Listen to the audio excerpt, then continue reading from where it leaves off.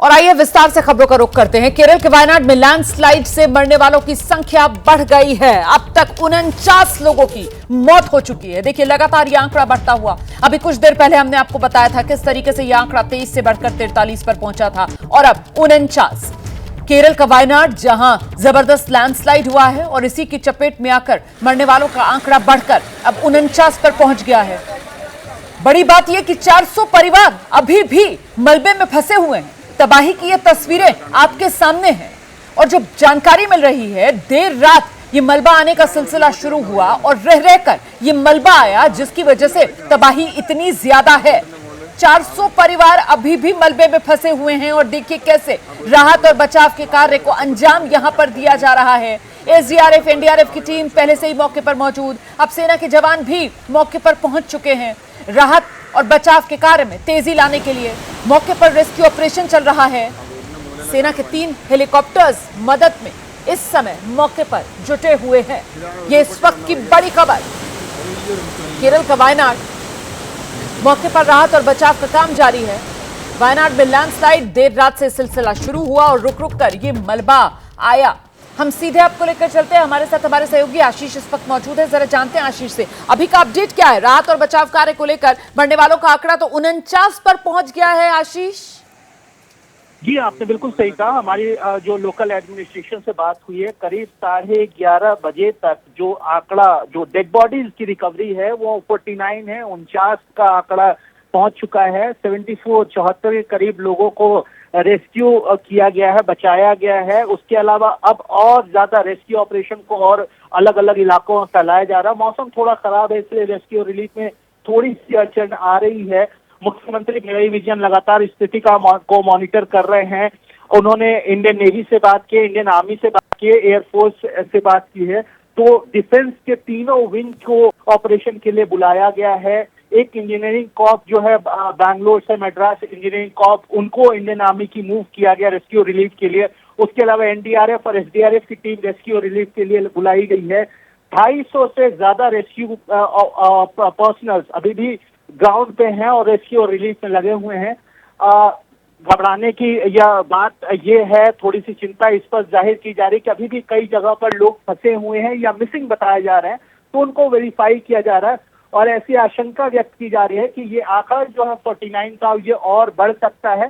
Prayers, प्रार्थना चारों तरफ की जा रही है। मुख्यमंत्री ने सबसे संयम बरतने और प्रशासन को सहयोग करने की अपील की है। लगातार जो रेस्क्यू और रिलीफ ऑपरेशन है उसको बहुत ही तेज गति से चलाया जा रहा है। बहुत शुक्रिया आपका आशीष उस तमाम जानकारी के लिए। तो हादसा बहुत बड़ा है। अभी भी 400 के करीब परिवार जो फंसे हुए हैं इस मलबे में, ये जानकारी सामने आ रही है। मरने वालों का आंकड़ा लगातार बढ़ रहा है। 23, 43, 49 पर इस समय पहुंच चुका है। अभी तक 74 लोगों को सुरक्षित भी बाहर निकाल लिया है और अब मौके पर राहत और बचाव का जो कमान है वो सेना ने अपने हाथ में ले लिया है। आगे बढ़ेंगे, अगली खबर का रुख करेंगे। दिल्ली की कोचिंग सेंटर में 3 छात्रों की मौत को लेकर आज भी हलचल है। छात्र आज भी प्रदर्शन कर रहे हैं। छात्रों की मांग है बेसमेंट में चलने वाले सभी लाइब्रेरी बंद की जानी चाहिए। जिन छात्रों की मौत हुई उनके परिवार को 5-5 करोड़ के मुआवजे की मांग छात्रों की तरफ से की जा रही है। घर के एक सदस्य को नौकरी दी जाए, ये मांग भी छात्र कर रहे हैं। आपको बता दें, दिल्ली के एलजी की तरफ से मृतक छात्रों के परिवार वालों को 10-10 लाख रुपए मुआवजे का ऐलान किया गया है। लेकिन वहीं दूसरी तरफ ये छात्र जो विरोध प्रदर्शन कर रहे हैं, लगातार तीसरे दिन छात्रों का प्रदर्शन जारी है। पीड़ित परिवारों को 5 करोड़ मुआवजा दिया जाए, ये मांग छात्र कर रहे हैं। बेसमेंट में जो लाइब्रेरियां चल रही हैं वो बंद की जाएं और साथ ही साथ जो मृतक हैं उनके परिवार में से किसी एक को नौकरी मुहैया कराई जाए। देखिए, ओल्ड राजेंद्र नगर से हमारे साथ हमारे सहयोगी अजातिका इस वक्त मौजूद हैं। मुखर्जी नगर इलाका आप देख रहे हैं, हमारे साथ हमारे सहयोगी अहमद बिलाल मौजूद हैं। हम इनके पास आपको लेकर चलेंगे, लेकिन इस बीच एक और जानकारी मैं आपको दे दूं। आम आदमी पार्टी ने दिल्ली के एलजी के खिलाफ इस वक्त मोर्चा खोल दिया है। एलजी का कहना है कि जो भी उचित कार्रवाई होगी वो जरूर की जाएगी, ये एलजी कह रहे हैं। उचित कार्रवाई का आश्वासन एलजी की तरफ से दिया जा रहा है और वहीं दूसरी तरफ आम आदमी पार्टी है जिसने एलजी के खिलाफ मोर्चा खोल दिया है। बहुत दुखद घटना है और इसमें जो भी उचित कार्रवाई की जानी चाहिए वो की जाएगी।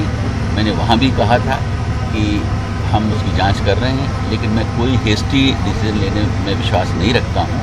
सारी चीज़ें हमारे सामने आ रही हैं, उसके बाद जो भी उचित कदम होगा किया। और आइए सीधे आपको ग्राउंड पर लेकर चलेंगे। हमारे साथ हमारी सहयोगी जातिका इस वक्त मौजूद है ओल्ड राजेंद्र नगर इलाके से। तीसरा दिन आज भी छात्रों का प्रदर्शन जारी और मांगे वहीं जो अब से कुछ देर पहले मैं दर्शकों को बता रही थी। जातिका, बेसमेंट में जो लाइब्रेरीज चल रही हैं वो बंद की जाए, जो मृतक हैं उनके परिजनों को 5-5 करोड़ रुपए मुआवजा दिया जाए और साथ ही परिवार के एक सदस्य को नौकरी भी। जी बिल्कुल रोमाना, देखिए सीधी तस्वीरें हम आपको दिखा रहे हैं। तीसरा दिन हो गया है, लगातार एबीपी न्यूज इस खबर को दर्शकों तक पहुंचा रहा है। शुरुआत में उसी बिल्डिंग से करना चाहूंगी जहां पर ये पूरा ट्रैजिक इंसिडेंट हुआ। 3 छात्र यूपीएससी की जो तैयारी कर रहे थे, जो कि अपना प्रीलिम्स का पेपर क्लियर कर चुके थे, मेंस की तैयारी करने के लिए सैटरडे को पहुंचे थे कोचिंग सेंटर में। पानी के दबाव में इतना ज्यादा वो फंस गए, बाहर नहीं निकल पाए, जल समाधि ले ली, मृत्यु हो गई उनकी। और अब देखिए कितनी भीषण गर्मी में धूप में बैठे हुए ये छात्र आपको नजर आएंगे, छाता लगाए हुए ये छात्र आपको नजर आएंगे। इसी के साथ में दूसरी तरफ की भी तस्वीर दिखाती हूं। जो मांगे हैं, जैसे कि आपने दर्शकों को बताया, उन्हीं मांगों के साथ शुरुआत करते हैं। वही मांगे भी यहां पर नजर आएंगी।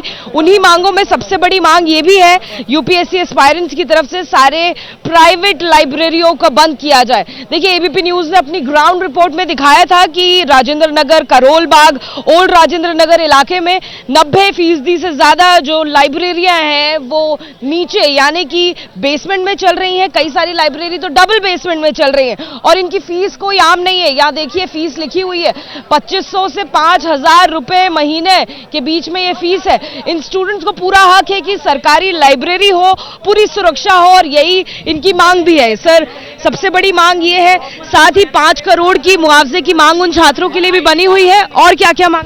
देखिए हमारे जो साथी जो जिनका डेथ हुआ है वो डेथ नहीं मर्डर है, और वो मर्डर लाइब्रेरी के अंदर हुआ है, जो अवैध रूप से चलाई जा रही थी लाइब्रेरी, जिसका कोई सुरक्षा नहीं था, कोई मापदंड नहीं था। तो हम मांग करना चाहते हैं, हमारी विशेषकर मांग यही है कि प्राइवेट लाइब्रेरी जितनी है सबको बंद की जाए, क्योंकि सब अवैध रूप से है। यहाँ पे सब अवैध रूप से है, कोई सुरक्षा का जिम्मेदारी नहीं लेता है कोई प्राइवेट लाइब्रेरी वाले, इसलिए सरकारी लाइब्रेरी खोला जाए। कम से कम बीते दिन यहाँ पर एलजी आए, 10 लाख रुपए मुआवजे का उन्होंने ऐलान किया, उससे आप लोग सेटिस्फाइड नहीं है? 10 लाख रुपए ये लोग स्टूडेंट्स को दे रहे हैं, यूपीएससी एस्पायरेंट्स हैं। 10 लाख रुपए क्या भेड़ बकरी है क्या जो 10 लाख रुपए दे रहे हैं? यहाँ कोचिंग का fees minimum 2 lakh rupees institute लेता है। लाइब्रेरीज का चार्जेस आपने देख लिया, मंथली चार्जेस है, बच्चा यहाँ रह रहा है, 10 लाख 6 लाख रुपए मंथली जाता है। 10 लाख रुपए उनको दे रहे हैं, क्या कंपनसेशन दे रहे हैं उसको? इन्होंने अभी तक तो वो बच्चों ने कितने तो खर्च कर दिए, यहाँ पर कोचिंग वालों को ही दे देते वो 3-4 लाख रुपए। और ये तो इसीलिए कर रहे हैं 10 लाख, क्योंकि आंकड़ा ही पहली बात तो 3 बता रहे हैं ना, ये आंकड़ा बिल्कुल गलत बता रहे हैं। अभी मैं आप प्लीज ये मत काटिएगा, बताइएगा। ये बहुत बड़ी बात आप लोग लगातार कह रहे हैं, अपनी मांगों में आरोप भी लगा रहे हैं कि जो आंकड़ा है वो पुलिस ने गलत बताया है। एक मिनट, मैं ये कहना चाहती हूँ, जो पुलिस का वर्जन है वो ये कहता है कि 3 डेड बॉडीज निकली थी। आपके पास क्या ऐसी जानकारी है जो आप ये आरोप लगा रहे हैं? तो मैं बताता हूँ, ठीक है। जो कैजुअलिटी हुई है उससे कुछ समय पहले मेरे बहुत सारे फ्रेंड्स थे इस लाइब्रेरी में अवेलेबल। उस टाइम पे इसकी जो स्ट्रेंथ थी वो 60-55। क्या आपके पास लिस्ट है वो कितने लोग गायब हैं? तो किसी के लाइब्रेरी वालों के मैम ऐसे लाइब्रेरी शुभ्रा रंजन मैम, देखिए शुभ्रा रंजन जो आपको इंस्टीट्यूट दिखाई दे रहा है, उनकी टीचर अब बहुत समय बाद कोई यहाँ पर यूपीएससी पढ़ाने वाली शिक्षिका यहाँ पर मौजूद है। शुभ्रा जी, आपके इंस्टीट्यूट के सामने हम लोग मौजूद हैं, प्रदर्शन कर रहे हैं। आपके इंस्टीट्यूट के साथ में बेसमेंट चल रहा था, इतनी बड़ी ट्रेजेडी हो गई। टीचर्स के रूप में आप उनका समर्थन करने आई हैं, क्यों बाकी टीचर्स भी नहीं आ रहे हैं? देखिए, सबसे पहली बात यह है कि मैं सिर्फ अपनी बात कह सकती हूँ, मैं बाकी टीचर्स से कोई बात नहीं कर सकती हूँ, क्योंकि हम लोगों का कोई इस तरीके का कम्युनिकेशन नहीं होता है एक दूसरे टीचर से। चूंकि एक सवाल ये भी आपसे पूछना चाहूंगी, क्या आपके इंस्टीट्यूट में भी बेसमेंट में लाइब्रेरी चल रही है? मैं ये बात क्लियर करना चाहूंगी कि लोगों को बहुत सारा लैक ऑफ क्लैरिटी है। ये इंस्टीट्यूट हमने खरीदा नहीं है, हम इतने बड़े प्लेयर नहीं हैं कि हम ये इंस्टीट्यूट खरीद सके, पॉइंट नंबर 1। सेकंड है, अभी ये इंस्टीट्यूट फाइनल नहीं। क्या आपके इंस्टीट्यूट में भी बेसमेंट में चल रही है? हम लोगों ने आज तक ऐसा कभी कोई कार्य किया ही नहीं है, क्योंकि हम बहुत साधारण व्यक्ति हैं, कानून से डरने वाले व्यक्ति हैं, बहुत साधारण बैकग्राउंड से हम लोग आते हैं, तो हम लोग ये चीज़ें कभी करते ही नहीं है, ना हमारा वैल्यू सिस्टम ऐसा कभी रहा है। ये जो बिल्डिंग है ये हमने ना तो खरीदी है ना अभी ये फाइनल हुआ है। इसमें तो पिछले 6 महीने से शायद क्लास के भी बच्चे जानते होंगे कि बिजली ही हमें नहीं मिली है। तो इस पूरा मतलब ये इंस्टीट्यूट ये कोई समझे ऐसा कुछ है ही नहीं। जिस बैकग्राउंड से ये बच्चे आ रहे हैं उसी बैकग्राउंड से मैं आ रही हूँ, तो इसलिए और ये मैं यहाँ पर मीडिया से भी नहीं, मैं सिर्फ सबसे पहले अपने स्टूडेंट से बात करने आई। क्यों? क्योंकि बाकी के बच्चे शायद मुझे उतना जानते भी नहीं होंगे। तो हम क्या कारण रहा कि मैम आप भी तीसरे दिन पहुंचे, थोड़ी देर हो गई, और साथ ही साथ कितने सारे टीचर्स हैं जो यहाँ पर पढ़ाते हैं और यूपीएससी बच्चों का प्रतिनिधित्व बड़े बड़े मीडियम पर। तो बहुत इंपॉर्टेंट क्वेश्चन है कि मैं आज यहाँ क्यों पहुंची हूँ।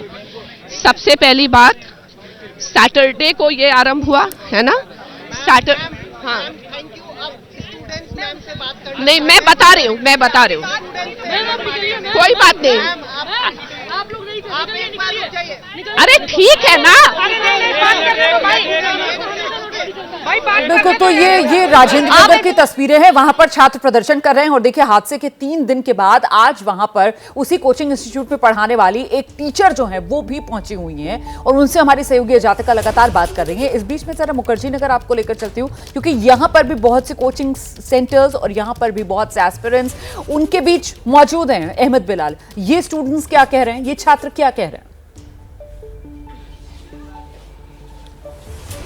बिल्कुल रुमाना, देखिए सबसे पहले मैं आपको तस्वीर दिखा दूं कि मुखर्जी नगर की जिस वर्धमान बिल्डिंग में दृष्टि आईएएस नाम की कोचिंग थी, जिसको कल एमसीडी ने उसके बेसमेंट को सील कर दिया, जहां पर तकरीबन 9 क्लासरूम थे, उसी वर्धमान बिल्डिंग के सेकंड फ्लोर पर इस वक्त हम मौजूद हैं और हम आपको वो लाइब्रेरीज दिखाना चाहते हैं कि कितनी बारीक जगहों पर, कितनी छोटी सी जगहों पर किस तरीके से जो बिल्डर्स हैं उन्होंने प्रॉफिटियरिंग के लिए छात्रों की जिंदगी से खिलवाड़ किया हुआ है।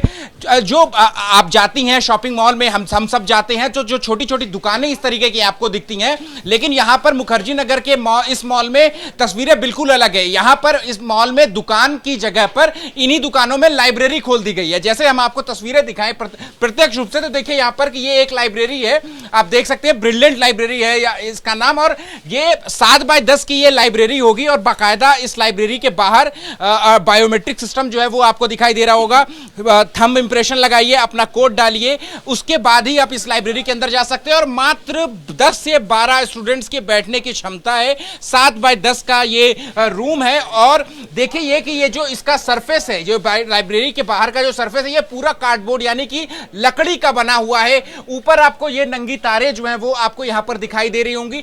तो अगर ये सीधे सीधे किसी ना किसी बड़े हादसे की अलामत के तौर पर जो है हम आपको ये तस्वीरें दिखा रहे हैं कि कल को कोई अभी अगर जरा सी भी चिंगारी या कोई शॉर्ट सर्किट अगर हो जाता है तो जो बच्चे अंदर होंगे उन्हें भागने की जगह ही नहीं मिलेगी। एक तो ऑलरेडी इतना जो अंदर स्पेस जो है, जो जगह है वो पहले से ही इतनी कंजेस्टेड है और उसके बाद ये जो आपको बायोमेट्रिक सिस्टम जो आपको दिखाई दे रहा है और उसके बाद ये लकड़ी की जो दीवारें हैं ये कितनी जल्दी आग पकड़ेंगी। और इसके अलावा हम आपको और भी बाकी तस्वीरें दिखाएं तो देखिए ये कितना छोटा कॉरिडोर जो है वो यहां पर इस मॉल का है और आपको हर दूसरी जो दुकान है वो आपको लाइब्रेरी जो है वो दिखाई देंगी, लाइब्रेरी में तब्दील होती हुई दिखाई देंगी। देखिए यहां पर ये तस्वीर देखिए आपकी, ये बच्चों के पढ़ने की जगह है और देखिए यहां पर कि किस तरीके से शासन प्रशासन की नजर जो है वो अभी तक यहां पर नहीं पड़ी है।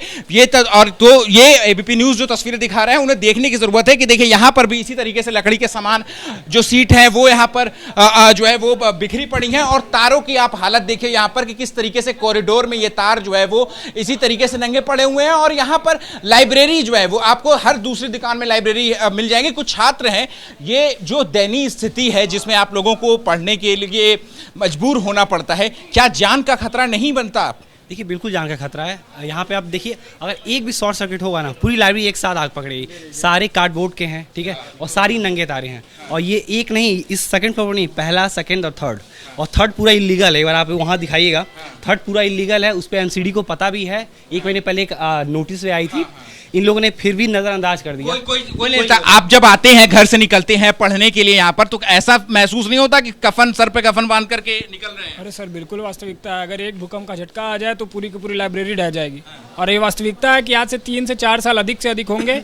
यहाँ पे कम से कम 150 से 200 बच्चों की। कितना पैसा देते हैं आप लोग? कितना पैसा महीने का देते हैं? सर मान के चलिए 2200-2500, ये 2500 रुपए महीना देते हैं। सुविधाएं क्या क्या मिलती हैं? सर सुविधाएं से क्या सर, सुविधाएं इतना तो दूसरे, अगर आप सिटी में चले जाएंगे तो उतना 600-700 में सारी सुविधाएं मिल जाती हैं जो देते हैं।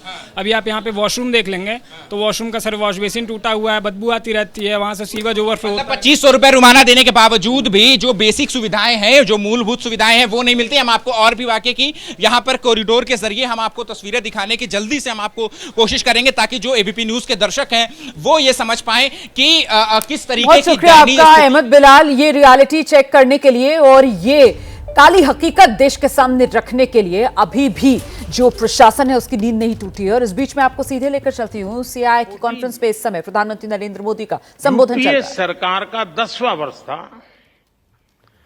अपने कैपिटल एक्सपेंडिचर का बजट 2 लाख करोड़ रुपए, 2 लाख करोड़ रुपए तक पहुंचा पाई थी, यानी 90,000 से 2 लाख करोड़। और आज कैपेक्स 11 लाख करोड़ रुपए से भी ज्यादा है।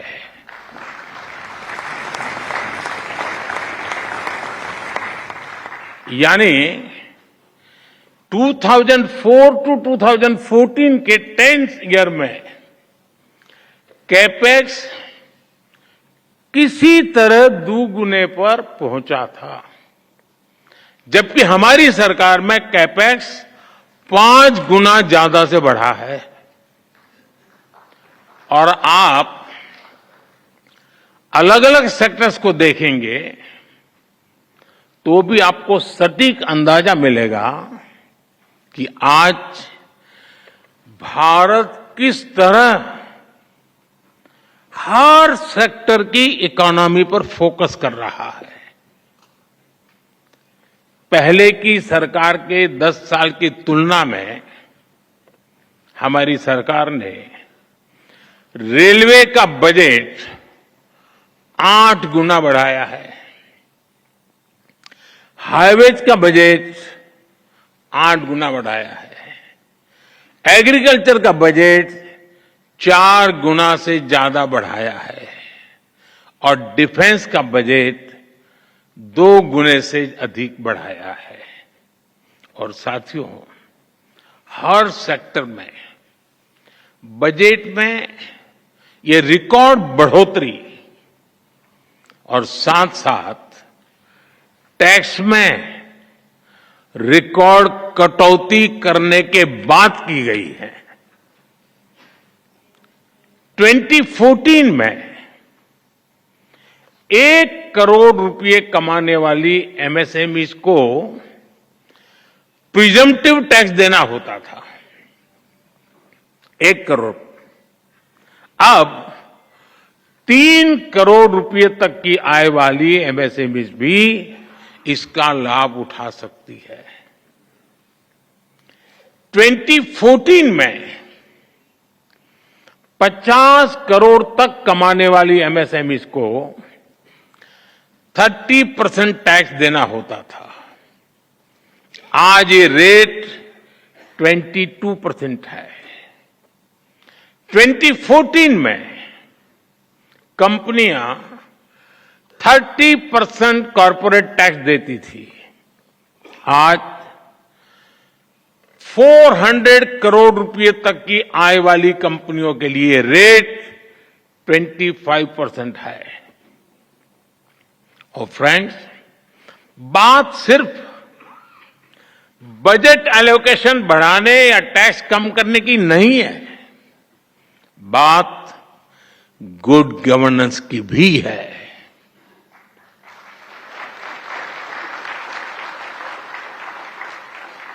मैं आपको एक उदाहरण देता हूं। अब जैसे कोई कमजोर व्यक्ति होता है जिसका वजन कम हो, लेकिन उसके शरीर में किसी बीमारी के कारण सूजन आए और पहले की तुलना में जरा कपड़े छोटे होने लग जाए, लेकिन क्या उसको हम हेल्दी कहेंगे क्या? वो तंदुरुस्त है ऐसा मानेंगे क्या? वो देखने में भले ही बहुत स्वस्थ लगे, लेकिन हकीकत में तो वो कमजोर होता ही है। 2014 से पहले के बजट का भी ऐसा ही हाल था। तब बजट में बड़ी बड़ी घोषणाएं इसलिए की जाती थी कि दिखाया जा सके कि अर्थव्यवस्था की सेहत अच्छी है। तो विकसित भारत की यात्रा पर देश किस रफ्तार से बढ़ रहा है, उसी का ब्यौरा CII सम्मेलन में प्रधानमंत्री रख रहे हैं। कॉन्फेडरेशन ऑफ इंडियन इंडस्ट्री यानी CII के कॉन्फ्रेंस में प्रधानमंत्री मोदी का संबोधन चल रहा है, सीधे लिए चलते हैं।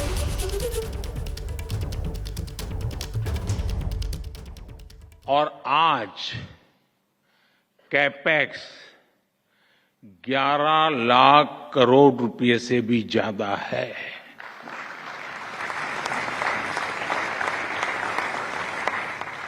यानी 2004 टू 2014 के 10वां वर्ष था।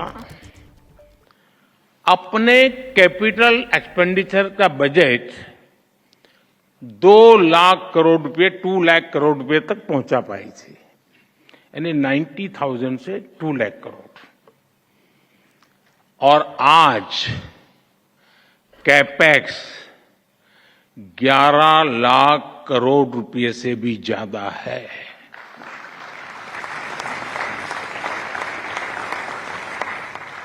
यानी 2004 टू 2014 के 10वां वर्ष। और देखिए ये प्रधानमंत्री नरेंद्र मोदी का संबोधन, जिसमें उन्होंने कहा कि डिफेंस का बजट दोगुना बढ़ाया है। भारत विकास के पथ पर जिस तरीके से दौड़ रहा है उसका जिक्र करते हुए हर सेक्टर की इकोनॉमी पर हमारा फोकस है। 25 करोड़ लोग गरीबी रेखा से बाहर निकले हैं। प्रधानमंत्री नरेंद्र मोदी का ये संबोधन, जिसमें उन्होंने कहा कि हमने हर चुनौती का डटकर सामना किया, देश की अर्थव्यवस्था को आगे बढ़ाने का काम किया, रेलवे के बजट को 8 गुना बढ़ाया, डिफेंस के बजट को 2 गुना किया। तो ये तमाम चीजें प्रधानमंत्री नरेंद्र मोदी अपने संबोधन में कहते नजर आए। बिल्कुल, भारतीय उद्योग परिसंघ यानी CII यहां बजट के बाद आज की ये कॉन्फ्रेंस बेहद अहम कि यहां से प्रधानमंत्री क्या संबोधित करते हैं, क्या बातें कहते हैं। उसी मद्देनजर ये बड़ी बातें निकल के सामने आई हैं, जहां रेल बजट का भी जिक्र किया गया, जैसे 8 गुना बढ़ाया गया है, डिफेंस के बजट का भी जिक्र है, 2 गुना बढ़ाया गया है। ये तमाम बुलेट पॉइंट्स प्रधानमंत्री नरेंद्र मोदी ने इस कॉन्फ्रेंस में रखे।